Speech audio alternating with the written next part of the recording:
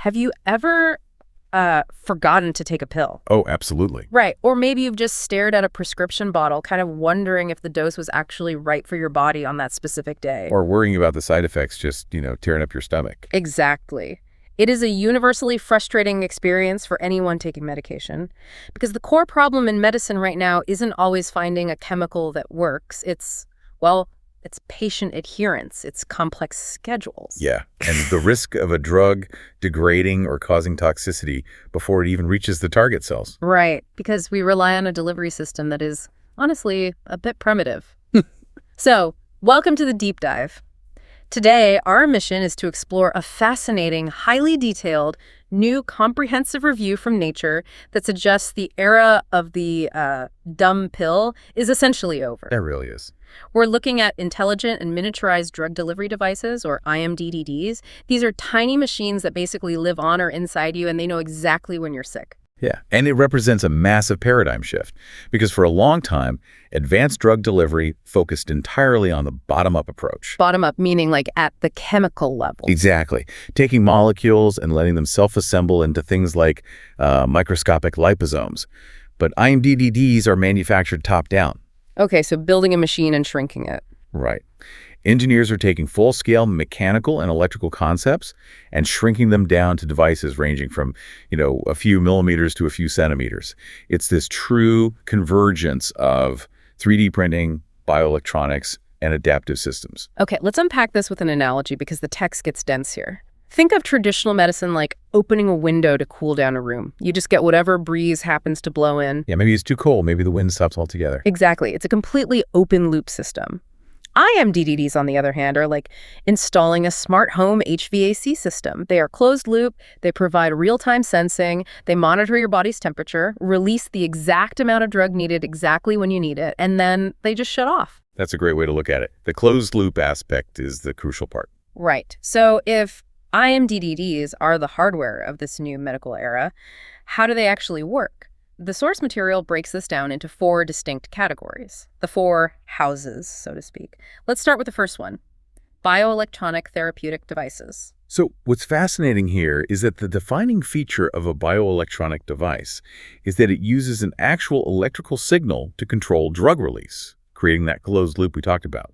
They rely on electrically triggered actuators made of conductive polymers. Okay, conductive polymers, like what? Some common materials you'll see in the literature are polypyrrole, polyaniline, and PD. Wait, I need to visualize this. How does a chunk of plastic polymer release a drug just because you zap it with electricity? Think of the conductive polymer like a microscopic chemical sponge loaded with medicine. Okay, a loaded sponge. Right. When you apply a tiny electrical current, you are forcing the polymer to switch between oxidation and reduction states. And this electrical switch physically alters the polymer's molecular structure. So it changes shape. Yes, it either swells up or violently shrinks. And when it shrinks, it physically squeezes the encapsulated drug out into the surrounding tissue. So the electricity is basically the muscle. Essentially, yes. But it's not just squeezing sponges. These devices also use something called electroporation. Electroporation, meaning what? Making pores with electricity. Spot on. By applying a very specific electric field, the device temporarily destabilizes the lipid bilayer of your cell membranes.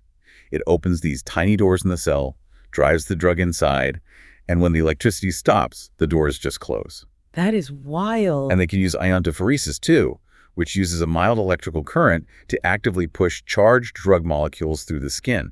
There's actually a remarkable example in the review of a wearable device for epilepsy. Oh, right, the EEG one. Yeah. It monitors a patient's electroencephalogram, their EEG brainwaves. The moment the sensor detects the specific electrical anomaly that precedes an epileptic seizure, it sends a signal to a soft subcutaneous implant. An implant under the skin.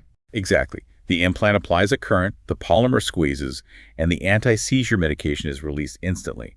It stops the seizure before the patient even feels it. That is incredible. But, having wires or batteries inside you isn't always ideal. What if there's no electrical trigger? Well, that brings us to the second category. Physically triggered actuators. Right. How do you trigger a device without a battery? You use external physical forces. Mechanical triggers are a really great example. You can use ultrasound cavitation, which involves sending targeted sound waves into the body to vibrate and burst tiny microscopic bubbles, releasing the drug trapped inside them. Okay, sound waves. What else? You can use literal physical force. Researchers developed a cephalopod-inspired jetting device. Wait, cephalopod, like a squid. Very similar, yeah. Just like how a squid shoots water to propel itself. This is an ingestible capsule. Once it reaches the gastrointestinal tract, a tiny compressed spring, or some versions, compressed carbon dioxide gas, is triggered. A compressed spring inside a pill? Yes. And it literally shoots a microjet of liquid medicine directly into the gut tissue. It bypasses the thick stomach mucus entirely. So it's like a microscopic harpoon of medicine. That's one way to put it. Then you have osmotic triggers. Imagine a wearable patch that utilizes the natural movement of water. By harnessing osmotic pressure, these patches can pump drugs continuously and stably into the skin for 24 hours. Wow, with no power source at all. Exactly. Then there are thermal and optical triggers. You can use joule heating, magnetothermal effects, or photothermal effects. Hold on, magnetothermal? Yeah, so using light-sensitive materials where shining a specific wavelength of laser light through the skin alters the drug's packaging. Or you can use magnetic fields. By passing a magnet over the patient's body, the magnetic field can actually mechanically crank a tiny implantable gear pump, releasing the drug. Okay, which is fascinating, but, and I have to play devil's advocate here, both electrical and physical triggers require an outside stimulus, right? A battery, a laser, a magnet. What if you're asleep? How do we build a device that doesn't need an external trigger, but just kind of listens to the body's own internal chemistry? Which leads perfectly into the third category, physiochemical-responsive devices. Right, and these feel like the most elegant ones. They really are, because they rely entirely on your internal physiological environment. Let's look at ions first. Your physiological fluids are full of calcium and magnesium ions. Okay. Engineers use specific polymers, like gelin gum and alginates. When you spray these as a liquid into, say, the nasal cavity or the eye, the moment they encounter the calcium in your fluid, they undergo rapid gelation. Rapid gelation. They just instantly turn to gel. Instantly. They turn into a thick gel, holding the drug perfectly in place so it doesn't just, drip back out. I love the mechanics of that, but it gets even more targeted with pH levels, right? Like acidity. It does. Materials can be engineered with specific organic groups, like acetyl, ketyl, or imine groups. Acetyl, ketyl, imine. Got it. These are chemically stable in neutral environments. Yeah. But the moment they hit an acidic environment, like a tumor microenvironment or the harsh acid of the stomach, they physically break apart and release the drug. The review goes into heavy detail on small molecule triggers too, especially for diabetes. I want to unpack that boronic acid-diol interaction, because that blew my mind. Oh, it's a brilliant piece of chemical engineering. So think of boronic acid as a chemical lock built right into the device. Okay, a lock. And glucose in your blood contains molecules called diols, which act as the key.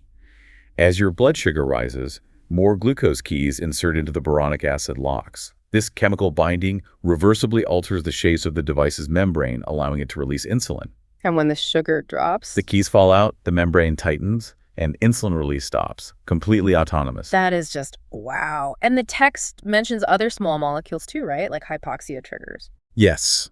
For areas starved of oxygen, engineers use hypoxia-sensitive nitro or azo groups. If there are high levels of reactive oxygen species, or ROS, they use thioketyl groups to trigger release. And they even use aptamers that bind with high affinity to ATP, the body's energy molecule. Okay, so we have ions, pH, and small molecules. What about enzymes? If you want to ensure a drug only releases when a specific disease process is happening? You use things like thrombin-specific cleavage peptides. Right, because thrombin is an enzyme your body produces during blood clotting. Exactly. So engineers chemically chain the drug to the device using a peptide bond. That bond is like a thick rope that can only be cut by the thrombin enzyme. If there's no blood clot, there's no thrombin, and the drug just stays locked up. It's so smart. We also see this autonomy in material degradation. The text talked about adjusting the molecular weight of polymers. Right, polymers like PLGA or PVA. By tweaking their molecular weight, we can program exactly how long it takes for water in the body to break down the polymer chains. So, meaning what in a real-world scenario? It means we can implant a device that degrades in stages, releasing pulse doses of a vaccine at 1 month, 3 months, and 6 months, without the patient ever needing to come in for a booster shot. Which sets up the final and maybe the wildest category, living devices. We're talking about integrating live mammalian cells, bacteria, or complex organoids directly into the hardware. Yeah, and the huge challenge here is keeping those therapeutic cells alive while protecting them from the host's immune system. Because the body wants to kill them. Always. The fundamental mechanism they use is the porous membrane. These devices encapsulate the living cells in microgels, often made of polysaccharides, sodium alginate, or gelatin. But the outer membrane must have pores that are precisely sized. The review highlighted a very specific number, less than 0.8 micrometers. Why that specific number? Why not just 1 micrometer? Because human immune cells are larger than 0.8 micrometers. A pore that size acts as a physical chain-link fence. It is too small for the immune system's attack cells to penetrate, but it's just large enough to allow tiny molecules like oxygen and nutrient amino acids to flow in. And for the therapeutic proteins the cells produce to flow out. Exactly. There is a stunning example in the research of a dual-network hydrogel. It was made from gelatin and tapioca starch. They used it to encapsulate a live bacteria, Staphylococcus epidermidis, and applied it to the skin of mice. And the hydrogel kept the bacteria alive and functional for 4 days to continuously treat psoriasis. Unbelievable. And they even create microscopic grooves in these devices, right? To mimic the body's extracellular matrix. Yes, prevascularization and micropores give the cells a familiar scaffold to grow on so they don't die in isolation. Okay, that is a massive amount of hardware we just covered. Let's do a quick mini recap before we move on. To remember these 4 categories, I like to use visual memory hooks. Oh, I like that. Yeah. First, picture a cyborg. That's your bioelectronic devices using conductive sponges and electrical sensors. Second, picture a loaded spring. Those are your physically triggered actuators shooting medicine via force, light, or magnets. Third, picture a litmus test paper.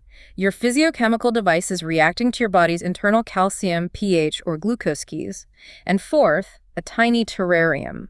The living devices keeping cells alive behind a 0.8 micrometer shield. That's a really solid summary. So, listener, think about your own body for a second. If you were having a medical emergency right now, which of these 4 triggers do you think you'd trust the most? It's a lot to consider. But here's the major pivot. Hardware is great, but it needs a brain. It absolutely does. How do we design these incredibly complex systems, and how do we make them smart? We have to talk about artificial intelligence. But, and I have to push back a little here, AI is a huge buzzword right now. How is a software algorithm actually designing a physical device or a chemical compound? I get the skepticism. But if we connect this to the bigger picture, AI, in this context, is acting as a structural architect. Traditionally, drug discovery is wet lab trial and error. You mix things and see what happens. It takes years. Decades, sometimes. But AI is now used to mathematically optimize a drug's ADMET properties. ADMET, let's spell that out. Absorption, distribution, metabolism, excretion, and toxicity. Take the Pocker flow model mentioned in the review. It doesn't just guess chemical structures. It looks at the 3D shape of a target protein in a disease like examining a highly complex lock. And the algorithm digitally generates novel active compounds constrained entirely by that physical protein pocket. So it mathematically proves the chemical key will fit before it ever exists in a physical lab. Correct. And platforms like OptADMET optimize up to 32 distinct properties of a drug simultaneously. Algorithms map millions of molecular combinations in hours. They use variational autoencoders and graph convolutional networks to bypass years of physical chemistry. Okay, so it handles the chemistry, but it doesn't stop there. AI is actually building the physical devices too. The review outlines how AI optimizes the 3D printing process. Right. They use deep learning-assisted computer vision to literally watch the manufacturing line and detect microscopic defects in real time. My favorite part of this is the digital twin technology. Oh, the digital twin is vital. What's it? It is a virtual, dynamic, mathematical simulation of the physical manufacturing line running continuously alongside the real one. It's like a video game simulation of the factory. It predicts a jam or a flaw on the assembly line, so the real-world AI can correct the physical machine before the defect actually happens. Exactly, which ensures absolute batch-to-batch consistency. We're seeing convolutional neural networks, CNNs, optimizing the exact microscopic dimensions of microfluidic ports and droplet sizes during manufacturing. Unbelievable. But the true leap forward is in data processing for closed-loop action. AI excels at finding patterns in noisy biological data. Like what kind of data? Like physiological signals. We have deep learning algorithms extracting hidden features from continuous EEGs to classify sleep stages. or identify the neurological signatures of PTSD. They analyze abnormal ECG signals to provide early warnings of sudden cardiac death. And blood pressure, right. The text mentioned cuffless monitoring. Yes. By combining CNNs and long short-term memory networks, we now have algorithms capable of continuous cuffless blood pressure monitoring just from subtle, passive physiological signals. Let's ground this in reality because this isn't science fiction. We have real-world AI IMDDDs today. Medtronic has the MiniMed 780G system for type 1 diabetics. Right, the closed-loop insulin pump. Yeah, it uses an AI algorithm, a K-nearest neighbor's decision support system trained on virtual platforms to analyze continuous glucose data and autonomously adjust insulin doses every 5 minutes. The data shows it keeps patients in their target glucose range over 80% of the time. And the modalities of AI control go far beyond insulin. Image recognition is transforming dermatology. Oh, the smartphone dermoscopes? Yes. Imagine taking a cross-polarized image of a skin lesion with your phone. The AI analyzes the severity, depth, and exact topography of the lesion and sends that data directly to an inkjet printer. And it just prints a patch. The printer instantly fabricates a customized drug patch, tailored specifically for the unique contours of that single patient's skin. That is wild. We also have unmanned aerial vehicles, drones, using visual recognition to autonomously locate patients in remote areas and drop smart devices. Inside the body, smart ingestible video capsules like the PillCam and SmartPill are mapping the GI tract in real time. But honestly, the coolest mechanism has to be the acoustic control. The artificial cilia arrays. Explain that one, because it sounds like magic. Researchers built microscopic structures that mimic the hair cells inside the human cochlea. These arrays decode specific sound frequencies to trigger drug release via acoustic resonance. Meaning it requires zero electricity. None. You just play a specific acoustic tone, the array vibrates via resonance, and the drug is released. And we can't forget the microrobots. They are navigating the bloodstream using Q-learning algorithms. That is a critical breakthrough because the bloodstream is chaotic. At the microscopic level, you have Brownian motion, the random, violent bumping of molecules. It's like trying to navigate a tiny boat through a mosh pit. Exactly. Q-learning is a reinforcement learning algorithm. It allows these light-driven microrobots to learn through trial and error, successfully navigating around obstacles and reaching their targets despite the chaos of Brownian motion. Deep learning even allows for the swarm control of thousands of these robots simultaneously. But of course, we have to address the flaws. We do. Relying entirely on algorithms introduces the danger of AI biases. If the medical datasets used to train these models lack diversity in race, gender, or age, the devices will fail certain populations. There is a critical need for rigorous regulatory frameworks. Time for another mini recap. To lock in how AI fits into this, remember the 3 Ds of AI in medicine. First, development. AI optimizes those ADMET properties, finding the perfect chemical key for the lock. Second, design. Digital twins ensure flawless 3D printing by simulating the factory. Third, delivery. AI orchestrates the closed-loop systems, analyzing data to run micro-robot swarms or adjust insulin every 5 minutes. That sums it up perfectly. AI screens the molecules, prints the patches flawlessly, and manages your dosage in real time. Which brings us to a big question for you, the listener. Would you trust an AI algorithm to autonomously dispense a potentially lethal dose of insulin into your bloodstream while you sleep, based entirely on its own predictive math? It's a massive leap of faith. It is, and that skepticism brings me to my next point. Here's where it gets really interesting. If we have artificial cochlear hairs and micro-robot swarms and digital twins, why is my doctor still handing me a plastic bottle of pills? This raises an important question. To understand the delay, we have to look at both the clinical marvels and the harsh reality of medical translation. The successes are profound, though. In cancer therapy, researchers have created biological scaffold implants for CAR T cells. Right. They attached a nitinol micromesh implant loaded with CAR T cells directly to a tumor surface. And the result was a CAR T cell density 232 times higher than what you get from a traditional IV injection. 232 times. That is staggering. They are even using the living device concept by taking lyophilized, which means freeze-dried lymph nodes as natural living scaffold to keep those T cells active right at the tumor site. Wow. And they've also developed microneedles embedded with palladium nanoparticles. Yes. When the microneedle penetrates the tissue, the palladium acts as a catalyst, activating doxorubicin prodrugs exactly in situ, meaning the chemotherapy only turns toxic right where the tumor is, totally sparing the rest of the body. Diabetes treatments have also advanced wildly. You asked earlier about oral delivery without a battery. There is an ingestible capsule inspired by the shell shape of the leopard turtle. I love this one. Yeah. Because of its specific center of mass and geometry, no matter how the capsule lands in the tumultuous environment of the stomach, it acts like a Weeble toy. It just pops right side up. Exactly. It immediately self-orients so the bottom is flush against the stomach wall, and it injects a tiny millipose of insulin directly into the tissue. We also have the RoboCap that actually clears away thick gastrointestinal mucus before delivering its payload. We're also seeing breakthroughs in global health. They've developed dissolvable microneedle patches containing mRNA lipid nanoparticles for vaccines. These can be 3D printed in 48 hours, and this is the crazy part, stored at room temperature for months. Which completely eliminates the need for complex cold chain storage in developing nations. And for contraception, there's a levonorgestrel patch that is injected subcutaneously. It separates from its backing via a tiny chemical gas bubble, releasing hormones for a month. It costs under $1 to produce, and it's so discreet it can actually be integrated into wearable jewelry. In cardiovascular and wound care, we have smart bandages measuring the pH and bioimpotence of a wound, releasing antibiotics the moment an infection changes the wound's chemistry. We have thrombin-responsive patches that detect a blood clot and release heparin in just 20 minutes to manage thrombosis. Okay, I have to stop you. Leopard turtle pills. 232 times density cancer meshes. Jewelry that acts as contraception. If this is all so amazing, why is it not at my local pharmacy? Because the human body is an absolute fortress. It is exceptionally hostile to foreign objects, and the FDA approval process reflects that harsh reality. The biggest hurdle we face in translating this to the clinic is mechanical mismatch. Meaning the device is a rigid machine and our tissues are soft, squishy, and constantly moving. Exactly. Think about it. You place a hard metal or plastic device onto a soft stomach muscle or under the skin. As the body moves and flexes, that mechanical mismatch causes interfacial detachment.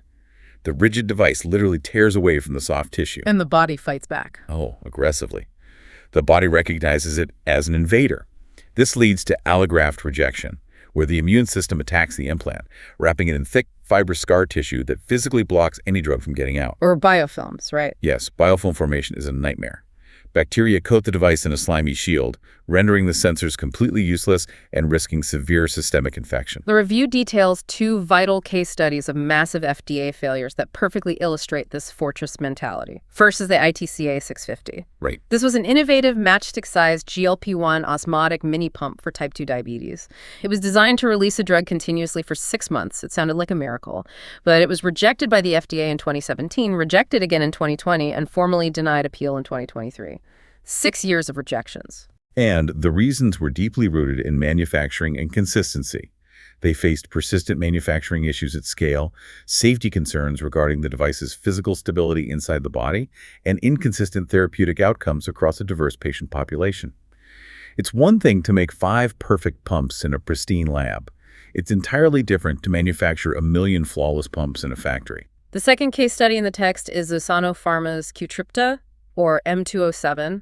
It was a transdermal microneedle designed to deliver zolmitriptan for severe migraines, and it failed FDA approval in 2020. The reasons there: inconsistent drug exposure. Patients weren't getting reliable doses because the physical mechanics of the microneedles interacting with different types of human skin varied just too wildly.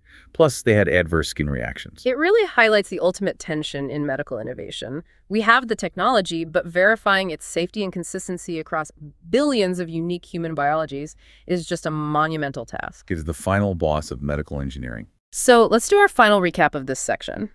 1. Miraculous applications absolutely exist today, from self-orienting turtle capsules to living lymph node scaffolds. 2. The human body is a fortress that aggressively attacks foreign objects, rendering perfect tech useless via scar tissue and biofilms. And 3.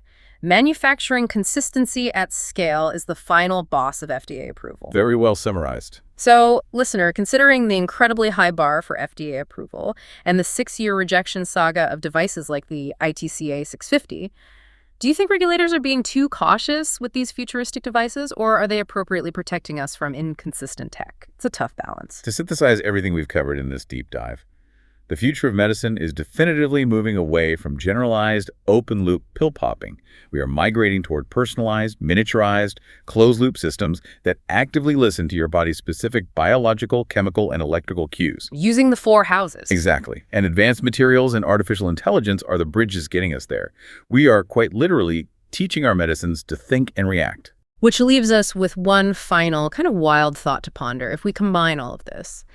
If a digital twin of your body is running in the cloud, constantly communicating with an AI-driven, living, ingestible capsule inside you, and that capsule is perfectly regulating your biology, editing your chemistry minute by minute to prevent diseases before you even feel a symptom, at what point does medication stop being a treatment for an illness and start becoming a permanent technological upgrade to the human body? That is a fascinating question. Are we still fixing the biological machine, or are we building an entirely new one? Thank you for joining us on this deep dive. Until next time.